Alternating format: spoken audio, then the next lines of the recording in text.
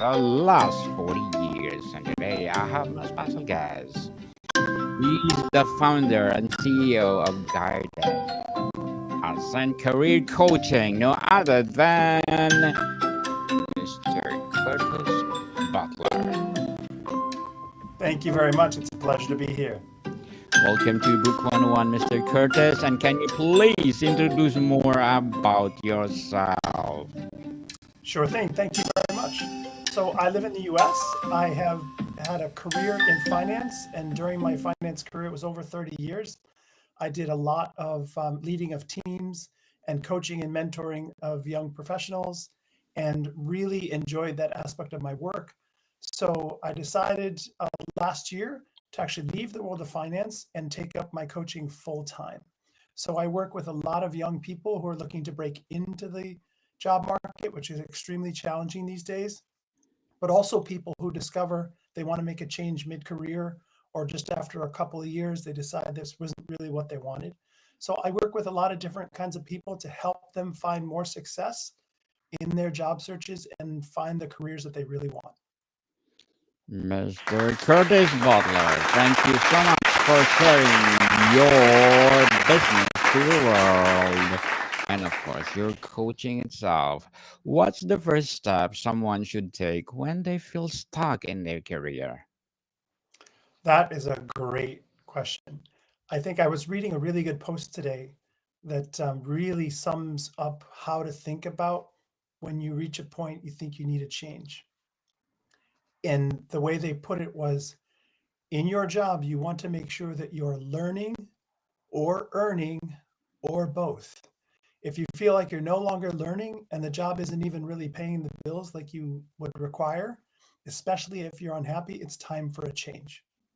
And when you're thinking about a change, the first conversation I have with all of my clients, whether they be college first years or very experienced career professionals looking for a change, let's first talk about what you really love to do.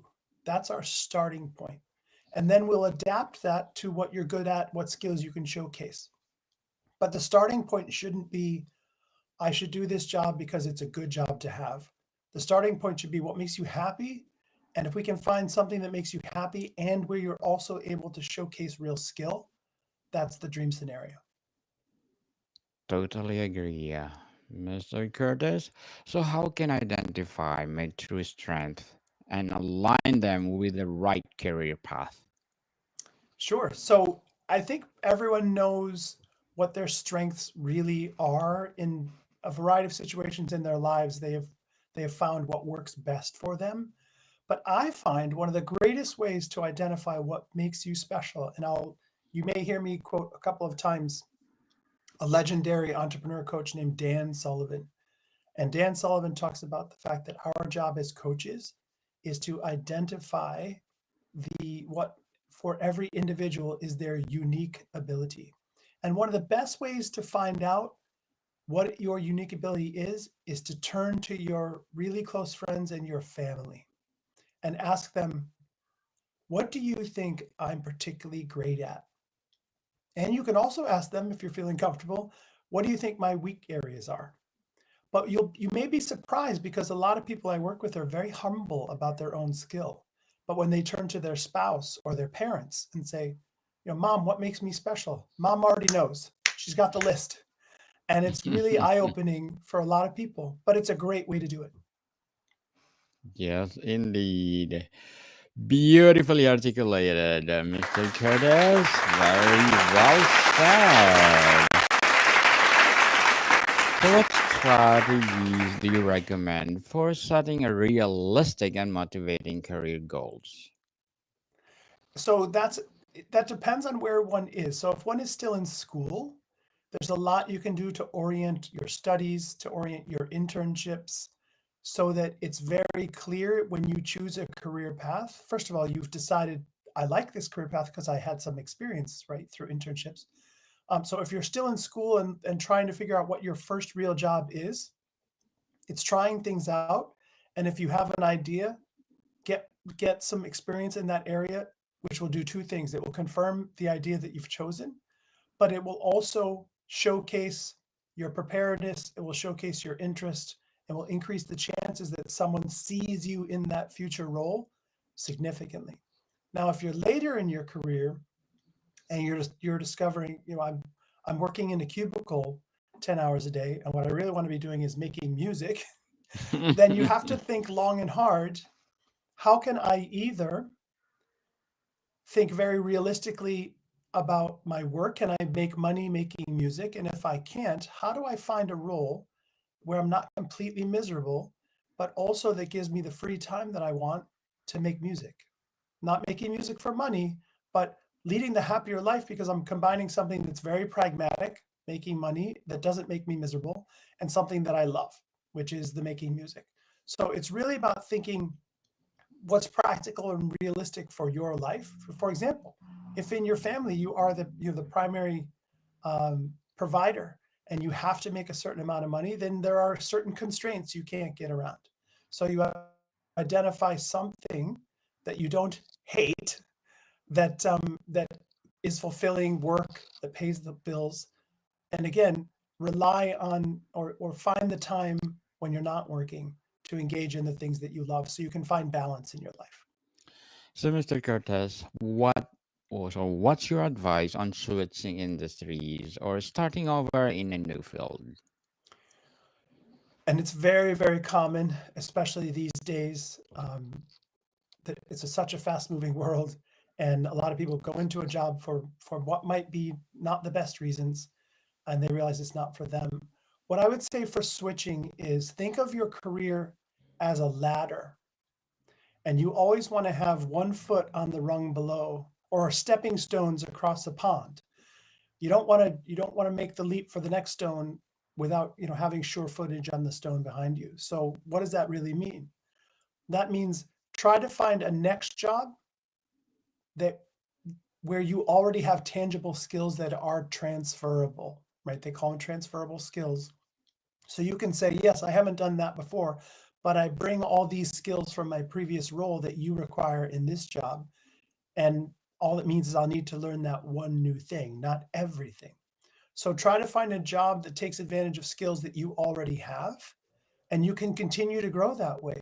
You don't have to keep doing the same job, but you want to add less in the new role. You want to have mostly the experience that is required. Plus, yes, I want to take on this new thing. So, an example for me, when I was in finance, I was an analyst focused on Latin America, but I wanted to do much more than Latin America. So when I applied for other jobs, I said, I'm still an analyst, but I'd like to do more than Latin America. How about I do all of emerging markets?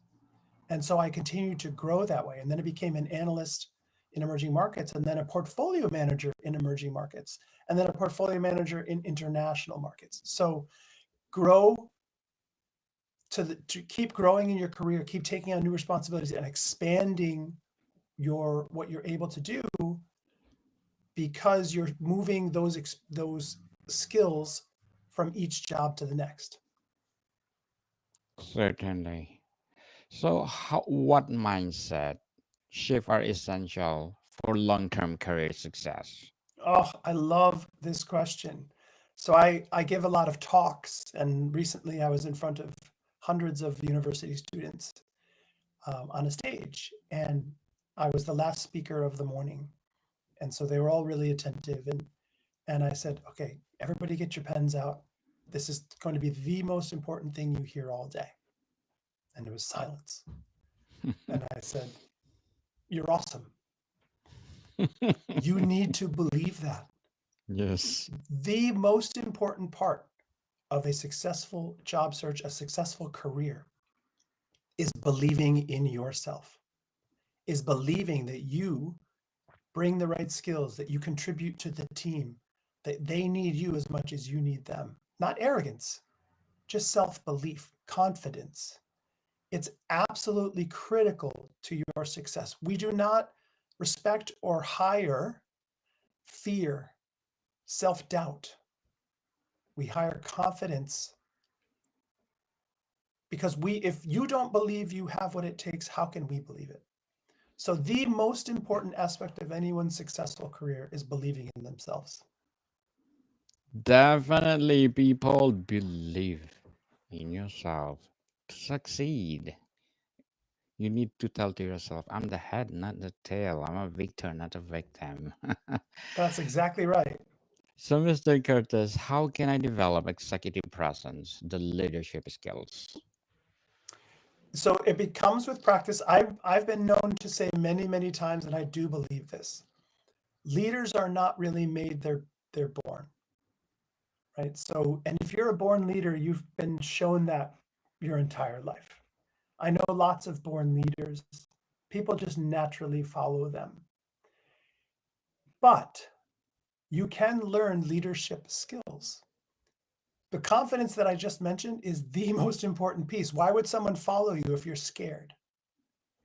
Right? So the confidence that I talked about is the most important ingredient to be perceived as a leader, because people can assign you a role. You can actually be hired to be a manager. Nobody can hire you to be a leader. What determines whether you're a leader or not? When you turn around Certainly. and people are following you. So you don't get hired as a leader, you get hired as a manager, but you are chosen as a leader by the followers. So what do you need to be chosen as a leader?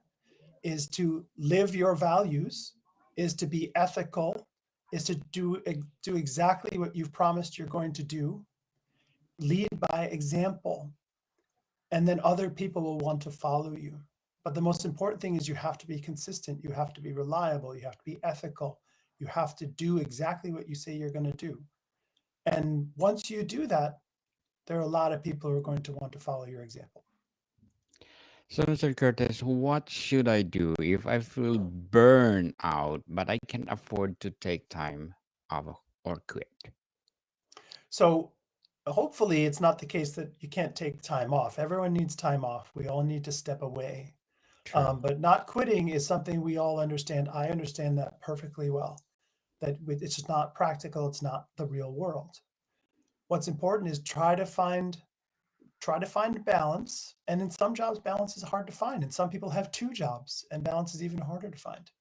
So here's what I've done a lot of training in our family. We have a wonderful family, but we've been faced with some serious challenges. We have a daughter with significant disabilities, and we've learned a lot over the years about how to see the good in almost every situation, how to find the silver lining, how to view things positively even when times are tough.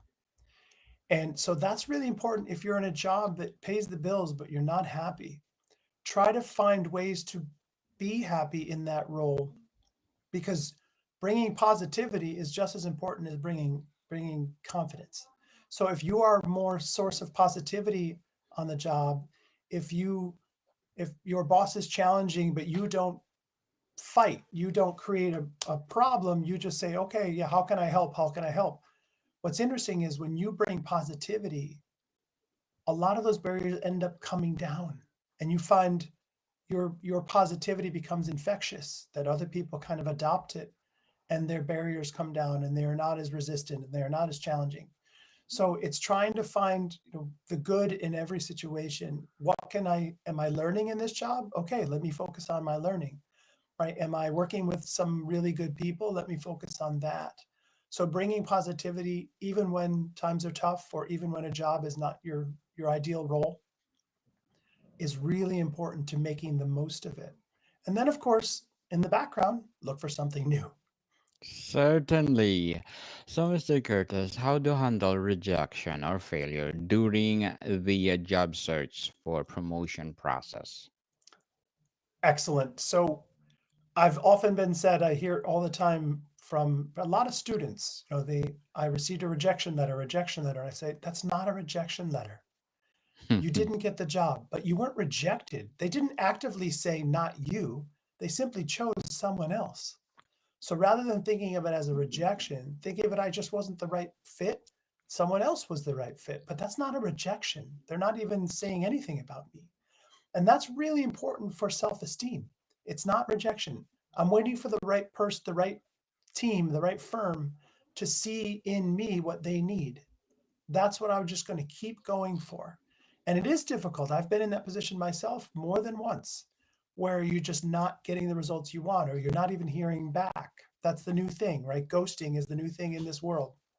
I actually wrote an article on ghosting. It's posted in LinkedIn. But Mhm.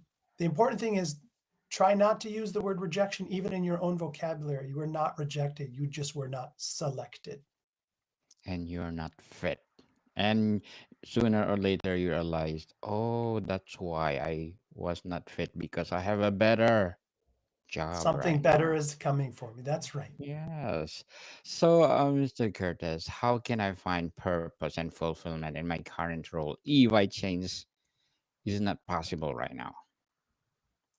If changing roles is not possible. So that's where I get back to tell yourself realistically, are there things that I enjoy or ways that I am growing in my current role? Even it comes down to simple, I really like the person I sit next to. So spend time appreciating that. And then you'll be focused less on the things in your job that bore you or annoy you or burden you. Try to find and spend your time focusing on the things you do like about it. Even if the thing you like about most about it is the paycheck that comes every 2 weeks, focus on that. The key is don't let negativity enter your life. You get what you think about, right? That's what they talk about, this whole law of attraction. You get what you think about. So if you're constantly focused on your problem, what's not good enough, you're just going to get more of that. Whereas if you focus on optimism, the right thing is coming, the right person is coming, then those things will happen for you, much more likely to happen. So the key is it's very difficult when times are tough, but the key is try to imagine and act as if good things are happening and good things will start to happen. Certainly be optimistic, people, not pessimistic. As I That's right. said, always tell to yourself, I'm the head, not the tail. I'm a victor, not a victim. So, Mr. Curtis, how often should I reassess my career goals or make adjustments? Hopefully not. You don't have to do it too often because you found roles that make sense for you. And even if you're thinking of your whole career, and various roles are stepping stones, right? You become more experienced. You get more responsibility. You keep moving up. They often say if you find yourself running into a ceiling in an organization, it's time to go to a new organization that doesn't have that same ceiling, right? But thinking about your career, think in terms of those stepping stones. You have to be patient, right? I remember I'm a gardener. And I remember all the time, a lot of people when they plant a garden, they want to put all the new little plants next to each other so they look beautiful from the start. That garden will not grow well because it's crowded. So what do? You have to space all the plants out. And it doesn't look beautiful the first season. It's not supposed to. It's called planning. And in the third season, you walk out of your house at springtime and you say, wow, your career's like Awesome. that too. Your first job isn't meant to be the be all and end all. It's meant to help you grow and to prepare you for the next one. You don't want to do this every year, but you want to do it, when you're early in your career. If you haven't identified the perfect place, if you end up in a firm and they keep promoting you and everything is great, don't leave. But if that's not the case, think in terms of your career and a few years down the road, say, can I take these skills and find more upward progress somewhere else? But not too often. Very often, young people today, they have very short attention spans. Like they're in a job 6 months, they're looking for another job. That doesn't look good, right? You're Yes. called a hopper, and the industry, the professional world doesn't love hoppers. So be patient, but be strategic and always be thinking about the building blocks for your career. Very well said, Mr. Curtis. Beautifully articulated. I love it. So, what will be your short term and long term goals as a coach? Thank you for asking. So I'm really enjoying working with all different kinds of, I call them mentees or students or clients. A lot of students today are realizing very late how challenging the job market is. So in the short term, I'm educating parents, families, students about how to start their thinking about their careers earlier before they even go to college. Be very strategic about the choices that you make, the major that you choose, getting those summer internships. So I'm doing a lot of educating right now and helping young people find more success because it's so challenging. And long term, I'd like this to become something that can go really large. For example, working with corporations. Corporations are saying to us in all the surveys, the young people we hire are not ready. They don't have the communication skills, the leadership, the professionalism that we need. And some of it's not their fault, right? They were born into a world where everything's like this. And that's very different. So they're not doing the same long form communication, face to face communication that the world was used to before texting, before the internet. And those skills are not being developed. And COVID didn't help either. Young people today, they really were deprived of, call it 18 months or 2 years of proper interaction. And that's proving really challenging for people graduating today. So my long term is to help corporations also in, I say, I will help prepare the students that you're hiring be more ready for the job world, to be more mature in their interaction, their professionalism, the way they express themselves, the way they're able to handle those business conversations, so that when you hire them, when you bring them in, they're ready to go. That's my long term. Good luck to your goals, Mr. Curtis, and thank you so much for empowering our future generation. So, what role does continued learning or certification play in staying competitive? Oh, it's absolutely huge. So I'll give a really good tip to your listeners. When surveyed, 80% of employers in the US said they expect their new employees to have formal training in ChatGPT. And I can tell you, almost no one does it. Almost no one puts it on their resume. All the people I work with put it on their resume. All the people I work with, we work a lot with AI to make really more productive use of their time, to be more efficient in job searching, to more efficient in the way that they write, so that when we are not together, they now have their new friend, ChatGPT or Claude AI, that they can work with when we are not in our sessions, and they can be super productive. And that way, a lot of people, when they see us, when they know they have to write a cover letter and they start writing, it's just a blank screen and they freeze. They just don't know how to start. They don't know how to do it. So guess what happens? They don't bother applying. Instead, I say, hey, here's a template. You have your job descriptions, you have your resume. AI can help you write a draft of that cover letter in less than 3 seconds. And then you can take that draft. It's no longer an empty white page. You can take that draft and edit it. Editing is far easier than writing from scratch. So those kinds of skills, those kinds of certifications are really valued today. If I'm a CEO and I hire a young person, I want to know that I can turn to that young person and say, I have a speech to give on Friday. I've given 10 speeches over the past year. Can you use ChatGPT to put in all of my 10 speeches and write me one that's basically, get me a speech that's half as long and twice as funny? And the AI can help you do that very easily.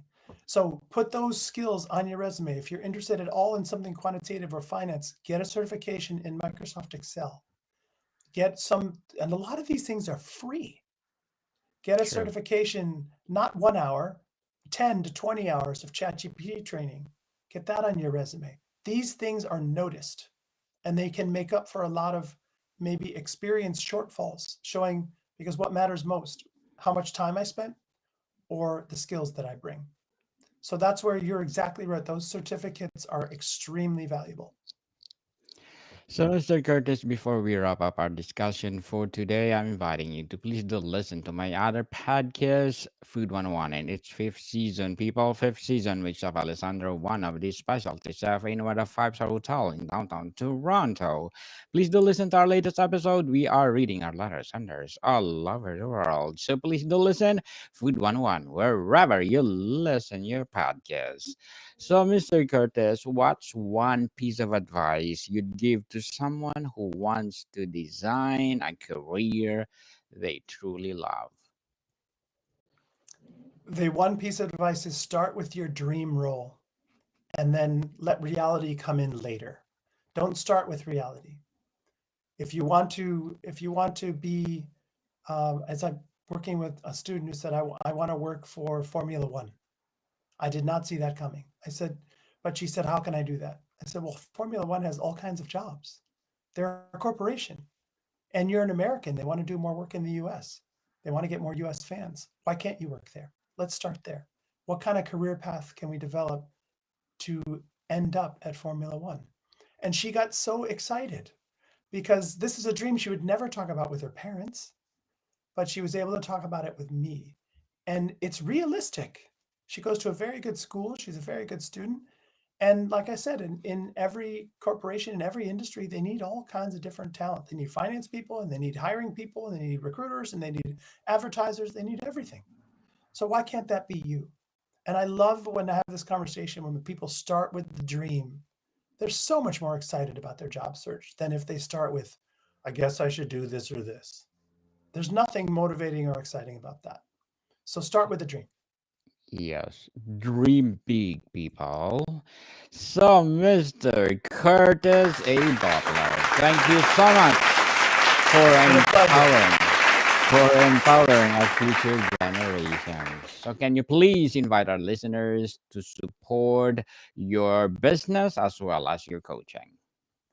Sure thing. So thank you very much for that. So I'm easy to find on the web. I've been posting quite a lot on social media, on Facebook, Instagram, Curtis A. Butler, or LinkedIn, Curtis Butler. Very simple, but really offering free advice to people who are looking for a job, free advice to people to remember how awesome they are. And if you're interested in my coaching, you can find me at jobreadygrads.com. Yes, people, let's support Mr. Curtis A. Butler, because if you support him, more and more and more empowering people will come. So, Mr. Curtis, thank you so much for your time. It's my pleasure. Thank you. More to come, people. See you soon.